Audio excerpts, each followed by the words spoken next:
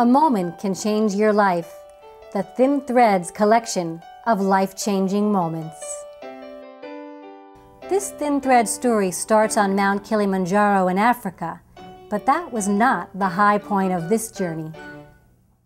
This whole climb started by default. I'm not an experienced climber. I've never thought about climbing, and I was a victim of pure peer pressure, and I gave up to my friend Avi to climb with Make-A-Wish International. And so it was. I had to overcome 38 different kind of fears, documented.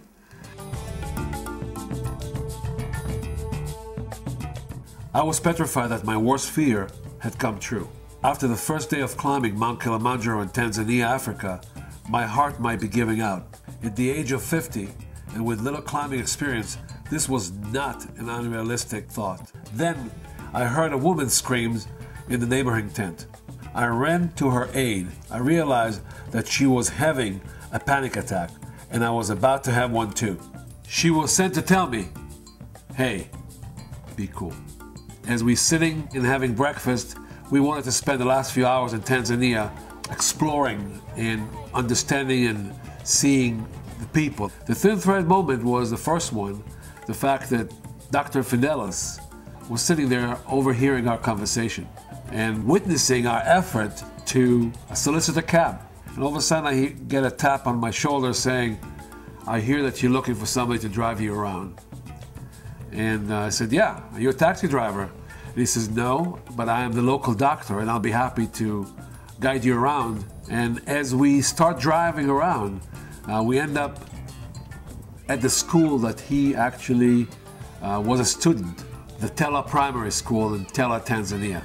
I don't think they ever saw a white man before, because simply they were running after our car, singing and shouting, Wazungo, Wazungo, Wazungo, which means in Swahili, a white man. But when we arrive at the school and realize how beautiful those kids are, we decide to take a tour and realize how much they don't have.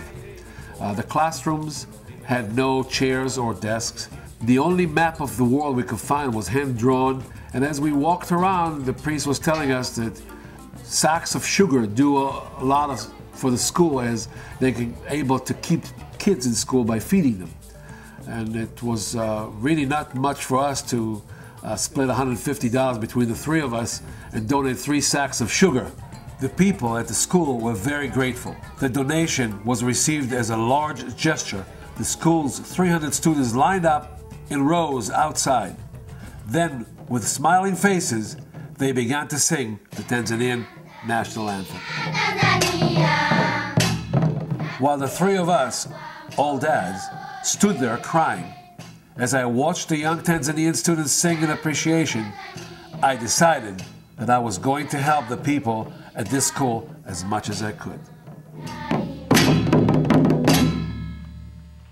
I believe that the fact that we are now supporting this particular school under the mini foundation called Tella-Jerusalem project have really put a perspective of what one single person can do and how many lives one can change.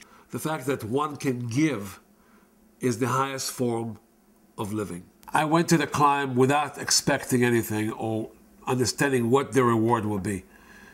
My dear wife told me that it's going to be the most memorable experience I'm ever going to have, and she was right. Thin Threads, real stories of life-changing moments.